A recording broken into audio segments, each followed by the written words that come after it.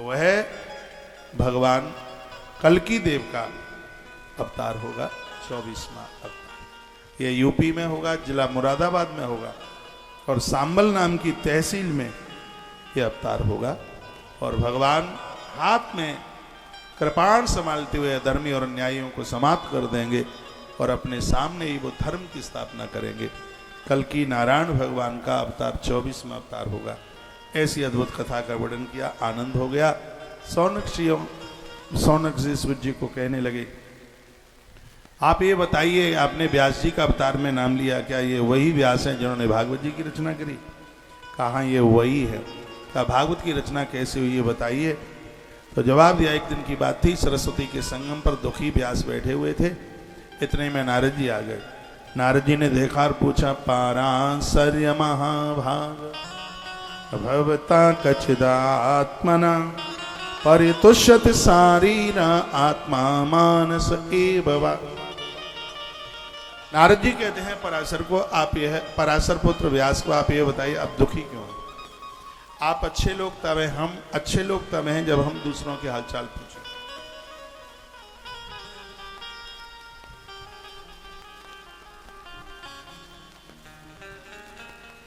आप ऑफिस से आते हैं, दुकान से आते हैं तो सीधे घरवाली के कमरे में मन ज्यादा घुस जाया करो, तुम्हें अभ्यास पड़ गया। सीधे आएंगे, सीधे घरवाली के ही कमरे में घुस जाएंगे। आइए, हाथ पांव मुंह धोइए, घर में मंदिर है वहां धूप लगाइए, माता पिता के चरणों से हाथ लगाइए, थोड़ा उनके पास बैठिए। आप देखिए इनके पास बैठने से आपको कितना सुकून मिलता है, कैसे आपके भाग्य का निर्माण होता है। उन्हें पूछिए, माँ बाबू जी को पूछिए, आपको कोई तकलीफ तो नहीं है, आपको कोई दिक्कत तो नहीं है। और सच तो यही है, माता पिता गुरु की सेवा जो करेगा, सम्मान दुनिया देगी, वो फूलेगा और फलेगा। भागवत की एक दक्षिणा 24 तारीख को मैं आपसे मांग के जाऊंगा, डरना मत।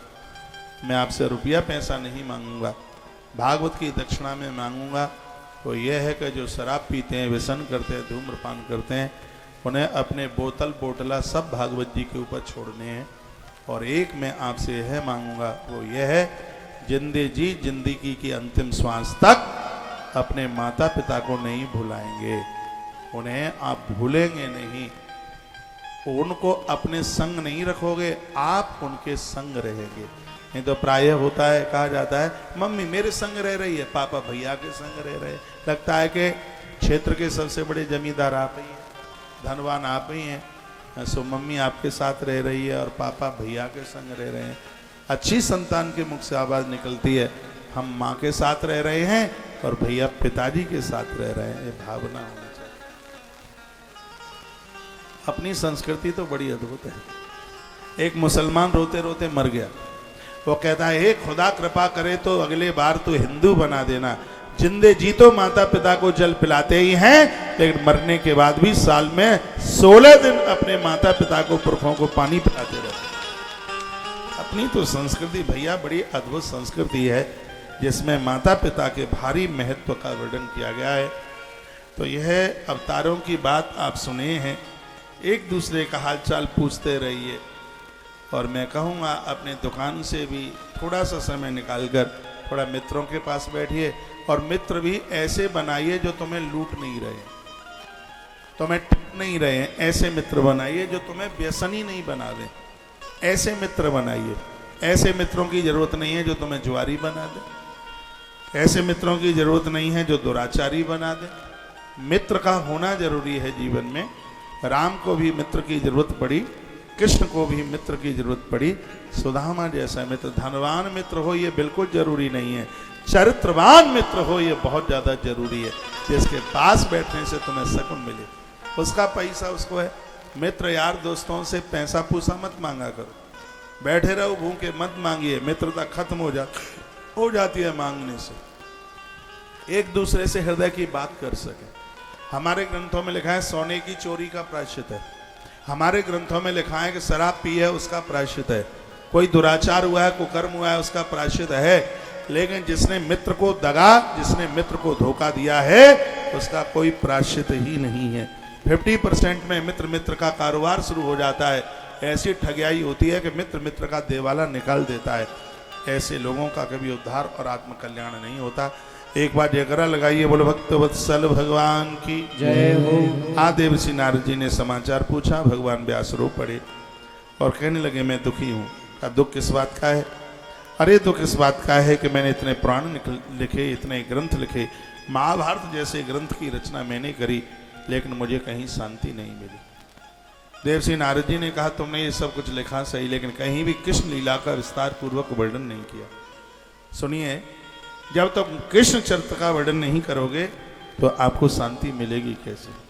देवर्षि नारद जी ने 4 श्लोक सुनाए हैं और उन्हीं 4 श्लोकों में से श्रीमद् भागवत के 18,000 श्लोक बना करके तैयार किए गए। 4 श्लोकों में से 18,000 श्लोक बने। तो 4 श्लोक श्रीमद् भागवत के 2य स्कंद में, जिसको चतुश्लोकी भागवत कहते हैं। श्लोक संख्या मैं बता देता हूं, घर में भागवत हो तो इसको याद कर लीजिए। रोज एक भागवत सुनने का फल प्राप्त होगा। श्रीमद् भागवत स्कंद 2 अध्याय नंबर 9 श्लोक नंबर 32, 33, 34 और 35, इसको कहते हैं चतुश्लोकी भागवत। ये 4 श्लोक नारद जी ने सुनाए। इन्हीं 4 श्लोकों में से भागवत बन करके तैयार हुई, जो भागवत तब से लेकर के आज तक कितनों का कल्याण कर रही है। कथाएं बहुत हैं, लेकिन पूर्वजों की मुक्ति के लिए भागवत से बढ़कर के और कोई दूसरा परम साधन है ही नहीं। धरती के वह लोग बड़े बड़भागी हैं, उनसे बड़ा कोई दानी नहीं है। संपूर्ण धरती समुद्र के सहित, संपूर्ण धरती समुद्र के सहित दान करने से जितना पुण्य प्राप्त होता है, एक भागवत का आयोजन कराने से उतने की प्राप्ति हो जाती है। ऐसा वर्णन है। यहां पर इस परिवार की बेटियां बैठी हैं और तुम जब अपनी ससुराल जाओ तो हो सकता है तुम्हारी सास और तुम्हारे ससुर तुम्हें कभी तो जीवन में ये पूछ लेंगे कि बेटा तुम्हें क्या चाहिए। हो सकता है तुम्हारी शादी की तिथि पर, तारीख पर पूछ लें तुम्हें क्या चाहिए। तो कीमती साड़ी मत मांगना, सोना भी मत मांगना, आभूषण अपने पति से मांगना, साड़ी अपने पति से मांगना, पियर में भाई से मांगना, सास ससुर से ना साड़ी मांगना, लहंगा फरिया ना मांगना, ना मकान मांगना, ना दुकान मांगना। यदि कभी तुम्हारे सास ससुर तुम्हें मांगने की कहें तो एक बार कह देना, माँ जी बाबूजी अब तो मन करता है जैसे पियर में कथा सुन करके आए हैं, अपने घर में एक भागवत की कथा हो जाए, बस ये दे दीजिए, ये कर दीजिए। क्योंकि जिस घर में भगवान की कथा हो जाए, कान दुपट्टा आराम से सोइए। भगवान चक्र लेकर उसके दरवाजे की रक्षा करता है। राजा अम्बरीश के दरवाजे पर भगवान का चक्र रक्षा में खड़ा रहता था। यह प्रभाव है भैया श्रीमद् भागवत जी का। ये नोटों से नहीं होती है, ये भगवान की कृपा से होती है। नोट तो इस नगर में बहुत रहते हैं, संभ्रांत लोग रहते हैं, बहुत पैसे वाले। अब तो मुझे 2 दिन हो गए ना आए हुए, तो आप ही लोग चर्चा करते रहते हैं, उनके पास इतना है, उनके पास इतना है। खैर मैं तो पूछता ही नहीं हूँ, पर आप अपने हृदय से अपने मन की भावना रखते हैं, बताते हैं। यहाँ इतने संभ्रांत लोग हैं। पहले कथा हुई थी यहाँ 20 साल पहले, 30 साल पहले, और 2 लोग बैठते हैं तो कुछ तो अंदर से निकलता ही है। तो आप बताते हैं, और मैं आपको यह निवेदन करना चाहूँगा, आप बड़े बड़भागी हैं, भाग्यशाली हैं कि आप वो करा रहे हैं जो हो सकता है कि आपके पूर्वज भी न करा पाए। हो सकता है 40 साल पहले, 50 साल पहले या 60 साल पहले और खानदान में कथा नहीं हुई हो, ये गया श्राद्ध भागवत न हुई हो, और आज परमात्मा ने ऐसी कृपा करी है, ये सौभाग्य आपको प्राप्त करा दिया है। ये भगवत कृपा का फल है। आपने इतने अच्छे अच्छे काम किए, ये उसके परिणाम है। ये बिना उसके ये होती नहीं है कथा। तो भागवत की कथा महाभारत के अंतिम श्लोक से आरंभ होती है। जहाँ महाभारत विराम लेता है वहाँ भागवत आरंभ होती है। महाभारत में युद्ध है, झगड़े हैं, कलह है। जब तक जीवन के युद्ध समाप्त नहीं होते, जब तक जिंदगी का दुर्योधन समाप्त नहीं होता, दुर्योधन विकारों का नाम है, कर्कशता का नाम है, कसाई पने का नाम है, जब तक जीवन की क्रोधता समाप्त नहीं होती। ध्यान से सुनिए, मेरे पास स्टोरी टाइप की कथा नहीं है, कथा में सिद्धांत है, कथा में कुछ मूल संपदा है, उसको पकड़िए। दुर्योधन क्या है? दुर्योधन कर्कशता है, क्रोध है, लोभ है, क्रोध, ईर्षा है, राग है, द्वेष है। लेकिन जब तक जीवन के दोष समाप्त नहीं होते तब तक भागवत शुरू नहीं होती। भागवत का अर्थ है हम भगवान के तब तक नहीं बनेंगे जब तक हमारा क्रोध रूपी दुर्योधन समाप्त नहीं होगा, हमारा लोभ का दुर्योधन समाप्त नहीं होगा, तब तक हम भगवान के बन ही नहीं सकते। भागवत का मतलब है भगवान का हो जाना। आप ये कथा करा रहे हैं, इसका अर्थ आप जानते हैं? इसका अर्थ यह है कि अब संपूर्ण रूप से आप भगवान के हो गए। पहले 30% थे, 34% थे, 50% थे, 60% थे, 70% थे, हो सकता है पहले 80% थे, लेकिन अब कथा होने के तत्पश्चात आप 100% भगवान के हो गए हैं। भगवान का हो जाना ही यही भागवत की परिभाषा है। ईश्वर का हो जाना, भगवान का हो जाना, उसे ही भागवत कहते हैं। तो महाभारत में झगड़े हैं, कलह हैं, जब तक ये निपटते नहीं है, जब तक ये मिटते नहीं है, तब तक व्यक्ति भगवान का होता नहीं है। भगवान का हो जाना ही भागवत है। इसलिए जहां महाभारत पूरी होती है वहीं से भागवत आरंभ हो रही है। श्लोक कौन सा है वो जहां से भागवत है? 2 दिन तो तैयारी में निकल गए, भागवत तो अब आरंभ हो रही है, जिसका श्लोक में बोल रहा हूं। वर्णन है कि यदामृते कौरव संजयानाम वीरेश्वथो वीरगतिम गतेषु ब्रकोदरा विद्गदा विमर्श भगिनोर्दंडे धृतराष्ट्रपुत्रे। भागवत कथा वहां से आरंभ हो रही है जहां दुर्योधन की जंगाएं टूट गई हैं। बिल्कुल भीम ने इसके एक एक हड्डी को ढीला कर दिया है। दुशासन की छत्ती का लहू उसने ले लिया और कृष्णा के केसों को सींच दिया, द्रौपदी के केसों को, और दुर्योधन की जंगाएं टूट गई थी। उस समय अश्वत्थामा जो द्रोणाचार्य का पुत्र है, और वह वहां चल करके आया और आकर के कहने लगा, भैया ये मेरी प्रतिज्ञा है, कल प्रातः का सूर्य मैं पांडवों को देखने नहीं दूंगा, कल सुबह बाद में होगा, उससे मैं पांडवों को मार डालूंगा, बदला मैं लूंगा। ऐसा अश्वत्थामा ऐसा बोला और हाथ में कृपाण तलवार लेकर और वो पांडवों को मारने के लिए चल पड़ा। पांडव एक ही साथ सो रहे थे, इतना प्रेम था पांडवों में। सोते हैं संग संग, जन्म लेते हैं संग संग, भोजन करते हैं संग संग, और ऊपर की यात्रा भी इनकी हुई है संग संग। इतना इनमें स्नेह है, इतना प्रेम है। पंक्तिबद्ध सो रहे थे। अश्वत्थामा जा रहा है उनको मारने के लिए, लेकिन जाको राखे साइया मार सके ना कोई, बालन बांका कर सके चाहे जग बैरी होए। मारने वाला है भगवान तो बचाने वाला है भगवान। जिसने कसम खाई है बचाने की, उसको दुनिया में कौन मार सकता है? कौन उसको समाप्त कर देगा? किसी की ताकत नहीं है। आधी रात्रि को कृष्ण खड़े हो गए। जैसे कृष्ण खड़े हुए तो पांडव खड़े हो गए और कहा, प्रभु अभी तक आप सोए नहीं हैं? भगवान ने कहा, मुझे नींद आती है। आप जैसे भक्तों ने अपना सब कुछ मेरे लिए समर्पित कर दिया है, मैं उनके लिए दिन रात जागता रहता हूँ। देखो क्या अद्भुत कथा है। मैं उनके लिए दिन रात जागता रहता हूँ, मैं उनके लिए बेचैन हो जाता हूँ, मैं सोता नहीं हूँ। हर क्षण और हर पल उनकी सुरक्षा में, उनकी रक्षा में खड़ा रहता हूँ। भगवान बोले, ऐसे परमात्मा को छोड़कर जो इधर उधर भटक गए हैं, भैया वो तो बिना सींग और बिना पूंछ वाले पशु। भगवान ने कहा, यहाँ नींद नहीं आती, आज गंगा के किनारे सोएंगे। पांडव चल पड़े, परम आज्ञाकारी है। बच्चों को कहा चलो, तो बच्चों ने कहा आप सोने क्यों नहीं देते? सुबह की नींद बच्चों को बड़ी बढ़िया लगती है, इसलिए तो उनका नाम शिशु है। शिशु की परिभाषा क्या? जो ज्यादा सोए उसे शिशु कहते। छोटे छोटे बच्चे मैया का दूध पिया नहीं तो झूले में 10-10 घंटे वो सोते रहते हैं उसमें।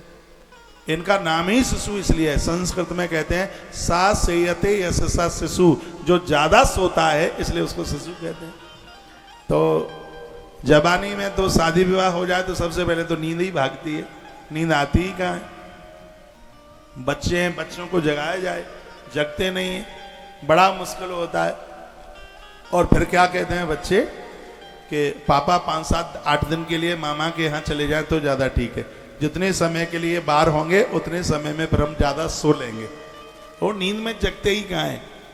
तो बच्चों को जैसे तैसे जगाया, वो खड़े हुए, उन्होंने कहा हम नहीं जाते आपके संग।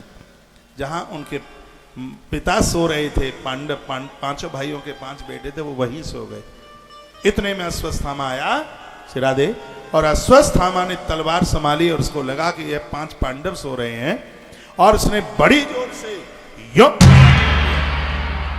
जैसे ही प्रहार किया तो 5 मस्तिष्क अलग हो गए।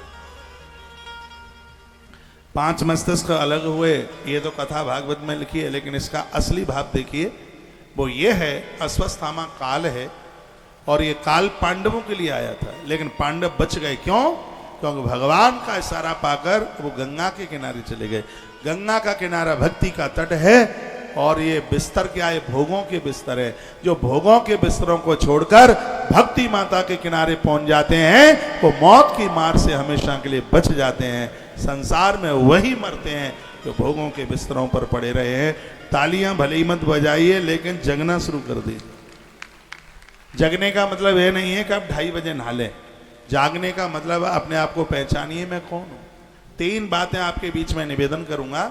मैं कौन हूं, मैं कहां से आया हूं, और मुझे कहां जाना है। इस बात का जरूर अपने आप में सोचिए। आप सिर्फ बच्चों की मम्मी और बच्चों के पापा बन के रह गए, इसके अलावा और कोई रिश्ता पता ही नहीं है। गीता कहती है ममई वांसो जीव लोके जीव भूता सनातन। हम उस अंशी के एक अंश हैं।